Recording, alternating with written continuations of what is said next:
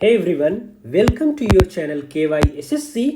तो आज से हम लोग पढ़ने वाले हैं आर्टिकल्स और उसमें जितने भी शेड्यूल होते हैं और उसमें जितने भी पार्ट्स होते हैं, ट्रिक्स की मदद से वन बाय वन करके हम लोग दो चार वीडियो लाएंगे और हम लोग ट्रिक की मदद से याद करेंगे। ठीक है, तो चलिए बिना डिले किए हुए हम लोग स्टार्ट करते हैं। तो हमारे पास है आर्टिकल्स ऑफ इंडियन कॉन्स्टिट्यूशन। तो पहले हमारे पास था 395 आर्टिकल्स, 8 शेड्यूल एंड 22 पार्ट्स, जो कि अब चेंज होके हो गया है 448 articles, 12 schedule and 25 parts. Okay, तो चलिए पहले हम लोग पार्ट्स के बारे में पढ़ लेंगे, फिर हम शेड्यूल देखेंगे, फिर हम लोग आर्टिकल्स देखेंगे। तो शेड्यूल कितने क्या है हमारे पास, ये हम पार्ट्स पढ़ रहे हैं। ठीक है, तो पार्ट्स हम लोग को देखते हैं कौन कौन सा पार्ट है। तो क्या है कि पार्ट के लिए एक ट्रिक भी होता है, लेकिन क्या है ना कि इतना बड़ा ट्रिक हो जाएगा कि उसको भी याद करने के लिए एक बड़ा ट्रिक याद करो, उससे अच्छा हम लोग रिलेट करके याद करते हैं। ठीक है, कैसे? पार्ट वन हो गया। पार्ट वन में क्या है, यूनियन एंड इट्स टेरिटरी है। तो सबसे पहले क्या होगा, यूनियन बनेगा ना, इंडियन यूनियन बनेगा ना, तो ऐसे ध्यान में रखिएगा, Indian union and it's territory. इससे रिलेटेड आर्टिकल 1 to 4 है, जो कि पार्ट नंबर 1 में है। सेकेंड में है सिटीजनशिप। फिर कौन होंगे, यहाँ पे रहने वाले लोग जो भारत में रहते हैं, तो कौन रहते हैं, सिटीजनशिप। ठीक है, सिटीजन लोग, तो आर्टिकल 5 to 11। इसके बाद थर्ड पार्ट हो गया मोस्ट इंपॉर्टेंट पार्ट। ठीक है, जिसको Magna carta of Indian constitution बोला जाता है। Magna carta of Indian constitution किसको बोला जाता है, पार्ट 3 को, फंडामेंटल राइट को, जिसमें आर्टिकल है 12 to 35। इसके बाद आता है फंडामेंटल राइट के बाद आता है DPSP, directive principle of state policy, जिसमें आर्टिकल होते हैं 36 to 51। ओके, इसके बाद हमारे पास आता है फंडामेंटल ड्यूटी, आता है पार्ट नंबर 4A। मतलब कि हमें राइट भी मिल गया और स्टेट जो भी लॉ बनाएगी उसमें ये जो चीज़ें यहाँ पे मेंशन है आर्टिकल 36 to 51, उसको ध्यान में रखते हुए वो नए रूल एंड रेगुलेशन बनाएगी। तो उसके बदले में हमारे पास क्या होना चाहिए, हमारे पास कुछ ड्यूटी भी तो होनी चाहिए ना, कि जब जैसा ज़रूरत पड़े, अगर सरकार को ज़रूरत है, देश को ज़रूरत है, तो वहाँ पे हम लोग मतलब कि राजी हो जाए, वहाँ पे तैयार हो जाए। फोर्ट जो भी मतलब कि मोनूमेंट्स है उसको प्रोटेक्ट करें, वायलेंस नहीं करें, etcetera. Okay, one by one हम लोग आर्टिकल में एकदम डिटेल में पढ़ेंगे।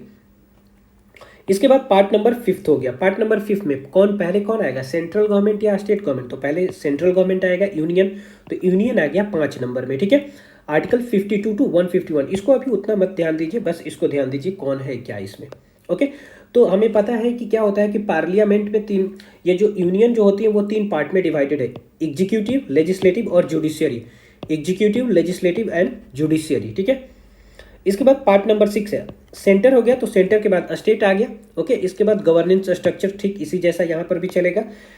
यूनियन हो गया, स्टेट हो गया। स्टेट के बाद ये 7th शेड्यूल से रिपील्ड कर दिया गया है पार्ट नंबर 7 को। तो ये भी ध्यान में रखिएगा कि 7 को क्या किया गया, रिपील्ड कर दिया गया है। ठीक है, तो इसको मैं हाईलाइट कर देता हूँ कि कंफ्यूजन नहीं होगा। ठीक है, ओके। इसके बाद आता है पार्ट नंबर 8। तो हम लोगों ने देख लिया ये यूनियन हो गया, इसके बाद स्टेट हो गया। तो स्टेट के बाद कौन आता है, यूनियन टेरिटरी जाते हैं। इसके बाद कौन आएगा, पंचायत आएगा, और पंचायत के बाद कौन आएगा, म्यूनिसिपैलिटी जाएगी। ठीक है, पंचायत हम लोगों ने पढ़ा है, देख लीजिएगा आप लोग, 73rd constitutional amendment act, 74th constitutional amendment act of 1992 के थ्रू आया था। ठीक है, इसमें आप हम देखेंगे कि 21 आइटम्स होते हैं और इसमें 19 आइटम्स होते हैं। ठीक है, मतलब सब्जेक्ट होते हैं। इसके बाद आता है कोऑपरेटिव सोसाइटी। तो पहले क्या आ गया, यूनियन आ गया, इसके बाद स्टेट आ गया, स्टेट के बाद यूनियन टेरिटरी, जिसके बाद पंचायत, इसके बाद म्यूनिसिपैलिटीज, इसके बाद 9B में कोऑपरेटिव सोसाइटी। ये जब हो जाता है तो ट्राइबल एरिया में हम लोग चलते हैं। पार्ट नंबर 10 में है scheduled areas and tribal areas. Okay, इसके बाद पार्ट नंबर 11, जब सारे हम लोगों ने एडमिनिस्ट्रेटिव डिवीजन कर लिए तो अब रिलेशन की बात आ रही है। सेंटर और स्टेट में रिलेशन, लेजिस्लेटिव रिलेशन और एडमिनिस्ट्रेटिव रिलेशन दिया हुआ है पार्ट नंबर 11 में। ओके, जब ये काम हो गया तो पैसे चाहिए ना, फाइनेंस चाहिए देश को चलाने के लिए, तो financial provision and the government liabilities. इसके बाद जब पैसे आ गए तो ट्रेड होगा ना, तो trade, commerce, intercourse with in India. इसके बाद 14 होता है। 14 क्या होता है, जो सिविल सर्विस का एग्जाम देते हैं, यूपीएससी होता है, यूनियन पब्लिक सर्विस कमीशन और स्टेट पब्लिक सर्विस कमीशन। तो ये आता है आपको 315 से लेके 323 के बीच में ये आता है। ठीक है, ये स्टेट वाला भी कुछ है, वैसे यहाँ पे 315 से 323 आता है यूनियन पब्लिक सर्विस कमीशन। इसके बाद ट्रिब्यूनल आ गया, ट्रिब्यूनल 14A में है, ठीक है, ट्रिब्यूनल 14A में है। इसके बाद इलेक्शन हो गया, अभी बिहार में इलेक्शन होने वाला है, ठीक है, तो वहाँ से कनेक्ट कर लीजिएगा कि बिहार में इलेक्शन, ये पार्ट नंबर 15 में है। इसके बाद 16 पार्ट नंबर है special provision for the certain classes. कुछ जो क्लासेस है उनके लिए सर्टेन प्रोविजन, कुछ लोग हैं ना, मतलब कि हमारा जो सोचा इंडिया है, इंडिया में बहुत सारे डिफरेंट सेक्शन हैं, ठीक है, तो अलग अलग प्रकार के लोगों के लिए अलग अलग प्रोविजन है, ठीक है। इसके बाद हो गया पार्ट नंबर 17, पार्ट नंबर 17 हो गया ऑफिशियल लैंग्वेज, टोटल कितना है 22 है, इनिशियली कितना था 14 था, ठीक है।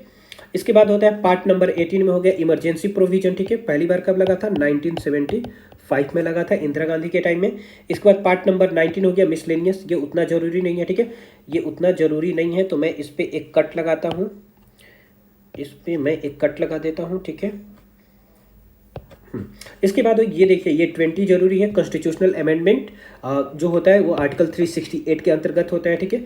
इसके बाद ये 2 जरूरी नहीं है, ठीक है, तो हमें 22 हो गया, 22 में से हमें ये 3 मैंने कट कर दिया, 19 को ध्यान में रखिएगा, ठीक है। चलिए ये हमारा पार्ट हो गया। पार्ट के बाद हमारे पास क्या है, शेड्यूल है। शेड्यूल हमारे पास कितने हैं 8 है, तो कैसे ध्यान में रखेंगे इसको, याद करने के लिए हमारे पास एक ट्रिक है, बहुत पॉपुलर है, टीयर्स ऑफ ओल्ड पीएम, सभी लोगों ने पहले भी कहीं पर भी पढ़ा होगा तो देखा होगा।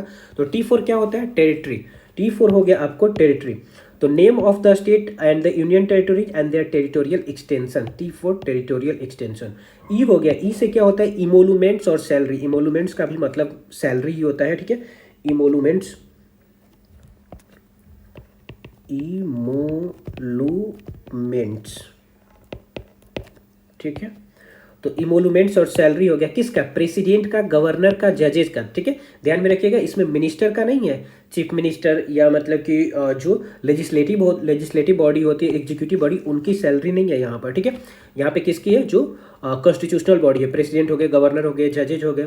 थर्ड में होता है oath and affirmation, oath and affirmation, ठीक है, इस ओथ एंड अफर्मेशन में ध्यान रखिएगा कि किसका नहीं है, तो इस ओथ एंड अफर्मेशन में आपको प्रेसिडेंट का नहीं मिलेगा, ठीक है, गवर्नर का और जो जज हैं उनका इसमें नहीं है, ये ध्यान में रखिएगा, ठीक है। इसके बाद फोर्थ हो गया, फोर्थ में Rajya Sabha seat allocation by the state, R हो गया, तो आर फॉर राज्यसभा। एस हो गया, S for the scheduled areas and the tribal areas, okay.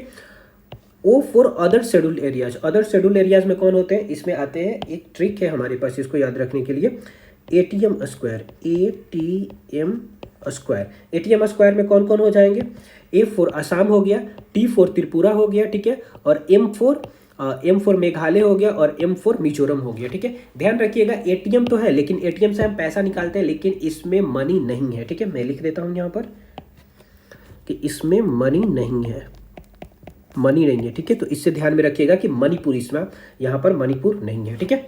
तो आसाम है, त्रिपुरा है, और नॉर्थ ईस्ट में एम से तीन स्टेट आते हैं, तो मिजोरम इसमें है, मेघालय है, लेकिन मणिपुर इसमें नहीं है। एफ हो गया, एफ से क्या हो गया, federal, union state concurrent list, जैसे होता है ना कि यूनियन लिस्ट पे केवल सेंट्रल गवर्नमेंट लॉ बनाएगी, स्टेट लिस्ट पे केवल स्टेट गवर्नमेंट लॉ बनाएगी, और कंकरेंट लिस्ट पे दोनों बना सकती हैं, ठीक है। तो यहाँ पे मैं एक दिन ये भी ला दूंगा कि किस शेड्यूल में कितने कितने हैं और कौन कौन मतलब कि सब्जेक्ट आते हैं। इसके बाद ओ हो गया, ओ फॉर ऑफिशियल लैंग्वेज हो गया, जो हम लोगों ने यहाँ पे पढ़ा था ऑफिशियल लैंग्वेज, स्पेशल ये ऑफिशियल लैंग्वेज पार्ट नंबर 17 में है, ठीक है, और शेड्यूल नंबर 8 में है, ओके। इसके बाद ये हो गया 9th शेड्यूल, 9th शेड्यूल किससे रिलेटेड है, एल से लैंड रेवेन्यू, लैंड रिफॉर्म से रिलेटेड है, ठीक है। इसके बाद D for defection, anti defection हो गया, ठीक है, ये आया था आपको 1985 में आया था, ठीक है, ये ध्यान में रखिएगा। एंटी डिफेक्शन लॉ हो गया, 10th शेड्यूल में है एंटी डिफेक्शन लॉ 1985 में। इसके बाद पी हो गया, पी फॉर पंचायती राज हो गया, 29 सब्जेक्ट है, एम फॉर म्यूनिसिपैलिटी हो गया, 18 सब्जेक्ट है, ठीक है, ये आया था 73rd and 74th constitutional amendment act of 1992, ठीक है। तो ये हो गया TEARS, टीयर्स हो गया मतलब आंसू ऑफ ओल्ड, किसका, ओल्ड पीएम का, डन। इसके बाद चलिए हम लोग देख लेते हैं आर्टिकल, तो आर्टिकल धीरे धीरे हम लोग पढ़ेंगे कि ताकि याद करने में थोड़ी सहूलियत हो। तो पहला है पार्ट हम लोगों ने देखा यूनियन एंड इट्स टेरिटरी, इसमें आर्टिकल कहाँ से कहा था कि part article 1 to 2। Article number 1 क्या बोलता है, name and territory of union, okay. तो जो भी मतलब नाम क्या है हमारी कंट्री का, ठीक है, तो भारत है, Bharat that is India, Bharat that is India, या India that is Bharat. Okay, territory union हो गया और कहाँ तक इसका एक्सटेंशन है, ठीक है, एंड यूनियन उसके बारे में यहाँ पे सबका नाम मेंशन है, ठीक है। दूसरा हो गया एडमिशन और establishment of a new state.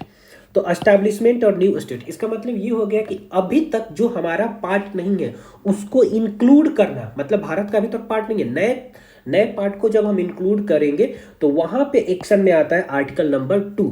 जैसे कि आप लोग सभी लोग जानते हैं कि 36 कॉन्स्टिट्यूशनल अमेंडमेंट एक्ट हुआ था, जिसके थ्रू सिक्किम को एज ए फुली स्टेट का दर्जा मिला था, ठीक है, फुली स्टेट का दर्जा मिला था। ये कब हुआ था? 1975 में। तो इससे पहले ये इंडिया का पार्ट नहीं था, इंडिया का पार्ट नहीं था, बाद में इसको जोड़ा गया 1975 में अंडर 36th अमेंडमेंट एक्ट, ठीक है। तो उस टाइम कौन सा यूज हुआ? Second article. हाँ, एक चीज ध्यान में रखिएगा कि 36 से सिक्किम को क्या मिला?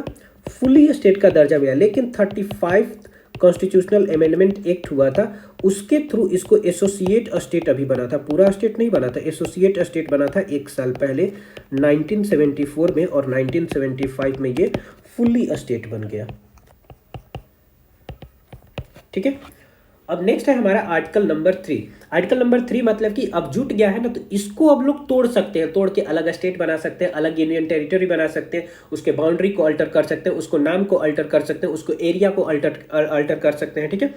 तो यहाँ पे आएगा आर्टिकल नंबर 3। इसका एग्जाम्पल क्या है? अभी जो 2014 में आंध्र प्रदेश से तेलंगाना बना, ठीक है। तो ये आंध्र प्रदेश से तेलंगाना है कहाँ? तो ये हमारा हो गया तमिलनाडु, ये हमारा हो गया आंध्र प्रदेश, और यहां पे हो गया तेलंगाना, ठीक है। कब बना? 2014 में बना। तो यहाँ पे आर्टिकल नंबर 3 इंक्लूड हुआ, मतलब कि उसके तहत इसको चेंजेस की गई, वहां पे एक्शन में आया आर्टिकल नंबर 3। आर्टिकल नंबर 4 क्या है? Laws made under article 2 and 3 to provide for the amendment of the first and the fourth schedule. तो जो भी यहाँ पे दूसरे और तीसरे में चेंज किया जाएगा, वो बोलता है आर्टिकल नंबर 4 की जो भी आप आर्टिकल नंबर 2 और 3 में चेंज कीजिएगा, उसके रिस्पेक्ट में फर्स्ट और फोर्थ शेड्यूल में भी चेंज कीजिए। क्या था? फिर से देख लेते हैं। फर्स्ट और फोर्थ शेड्यूल। फर्स्ट क्या बोलता है? फर्स्ट शेड्यूल था आपको name of the state, union territory, their territorial extent. देखें, अभी तो स्टेट चेंज हुआ ना, एक नया स्टेट बना, तो उसको तो यहाँ पे मेंशन करना पड़ेगा, तो वही तो बोल रहा है नेम ऑफ स्टेट, ठीक है। चौथा क्या है? Rajya Sabha seat allocation. अब उस स्टेट को, उस यूनियन टेरिटरी को राज्यसभा में सीट भी तो देना पड़ेगा ना, तो इसमें भी चेंज करना पड़ेगा, इसमें भी चेंज करना पड़ेगा, ठीक है। 2 और 3 में जो चेंज कीजिएगा वो फर्स्ट एंड फोर्थ शेड्यूल में हो जाएगा, ठीक है। आई थिंक कि सब लोग को समझ में आ गया। सेकेंड है हमारा सिटीजनशिप, जिसका आर्टिकल है 5 to 11। तो इसमें आर्टिकल नंबर 5 बोलता है citizenship at the commencement of the constitution. मतलब कि जब 26 जनवरी 1950 को जब इनफोर्स में आया हमारा कॉन्स्टिट्यूशन, तो उस टाइम तक किसके पास इंडियन सिटीजनशिप था, उसके रिगार्डिंग आर्टिकल नंबर 5 में मेंशन है, ठीक है। आर्टिकल नंबर 6 है right of the citizenship at of a certain person who have migrated to Pakistan from migrated to India from Pakistan, ठीक है। तो जब वो हो रहा था तो पाकिस्तान से जो लोग भारत में आए थे, ठीक है, उनका सिटीजनशिप के बारे में, पहले तो हमारा सिटीजनशिप हो गया, दूसरा जब पाकिस्तान से इंडिया में आए उनका सिटीजनशिप हो गया, तीसरा कुछ लोग ऐसे हैं कि जो पाकिस्तान चले गए, right of a citizenship of a certain migrants to Pakistan. कुछ लोग ऐसे माइग्रेंट हैं जो कि पाकिस्तान चले गए, उनके सिटीजनशिप के रिगार्डिंग है आर्टिकल नंबर 7, ठीक है। पहला हो गया हमारे यहाँ, दूसरा कि जो वहां से आए यहाँ पर ऑलरेडी, ठीक है, इंडिया, लेकिन यहाँ से पाकिस्तान चले गए, उनके रिगार्डिंग आर्टिकल नंबर 7 में दिया हुआ है। आर्टिकल नंबर 8 बोलता है कि right of a citizenship of Indians residing outside India. India क्या है, लेकिन वो क्या करते हैं, बाहर रहते हैं, ठीक है, बाहर रहते हैं, तो उनका सिटीजनशिप के बारे में दिया हुआ है आर्टिकल नंबर 8 में, ठीक है। वो एनआरआई के फॉर्म में रहते हैं, ठीक है, नॉन रेसिडेंट इंडियंस हो गए, इंडिया मतलब कि इंडिया में तो नहीं रहते हैं, लेकिन इंडियन सिटीजनशिप उनके पास है, बाहर रहते हैं, ठीक है। आर्टिकल नंबर 9 हो गया पर्सन वॉलंटरली एक्वायर। लेकिन अगर वो बाहर रहते हैं और वहां का सिटीजनशिप अगर वो एक्वायर कर लेते हैं, तो इंडिया का सिटीजनशिप उनके लिए खतरे में पड़ जाएगा, मतलब हट जाएगा, ठीक है। Article number 10 continuation of right of citizenship. तो किसी का जो सिटीजनशिप का अधिकार है, नागरिकता का अधिकार है, वो कंटिन्यू रहेगा, वो खत्म नहीं होगा जब तक कि कुछ प्रोविजन ऐसे हैं जिसको आप लोग तोड़ मड़ोड़ नहीं कर रहे हैं, ठीक है। तो ये ऐसे बना रहेगा, और इसको सुनिश्चित कौन करता है? Parliament. Article number 11 parliament to regulate the right of citizenship by law. Time to time parliament उसको अमेंड करके उसमें कुछ चेंजेस लाती है, ठीक है। जैसे कि सिटीजनशिप अमेंडमेंट एक्ट आया था, कब आया था? 1955 में। तब से लेके ये 6 बार ये अमेंड हो चुका है, ठीक है, अमेंड हो चुका है। किस आर्टिकल के थ्रू अमेंड हुआ? 368 आर्टिकल के थ्रू। इसमें कितने टाइप के अमेंडमेंट होते हैं? 3 टाइप के अमेंडमेंट होते हैं, ठीक है। एक होता है जो सिंपली हो जाता है, ठीक है। दूसरा होता है ये आपको सिंपल मेजोरिटी होता है, स्पेशल मेजोरिटी होता है, ठीक है, स्पेशल मेजोरिटी से। और एक होता है special majority plus ratification by half of the state से, ठीक है। तो इसमें जो 1955 का सिटीजनशिप अमेंडमेंट एक्ट आया 1955 का, वो 6 बार अमेंड हो चुका है। कब कब वो हुआ है ये अमेंडमेंट? 1986 में, 1992 में, 2003 में, 2005 में, 2015 में और 2019 में, ठीक है। कब हुआ है? 1986 में, 1992 में, 2003 में, 2005 में, 2015 में और 2019 में, ठीक है। तो आज के लिए इतना काफ़ी है, फिर हम लोग मिलेंगे नेक्स्ट क्लास में चाय के साथ। तो तब तक के लिए इसको आप लोग रिवाइज कीजिए। Okay, bye bye. और ज़्यादा से ज़्यादा इसको लाइक कीजिए, सब्सक्राइब कीजिए, और कुछ भी दिक्कत हो तो आप लोग कमेंट बॉक्स में बताइए, उसको जरूर मैं एड्रेस करूँगा। ओके, सो बाय बाय, गॉड स्पीड।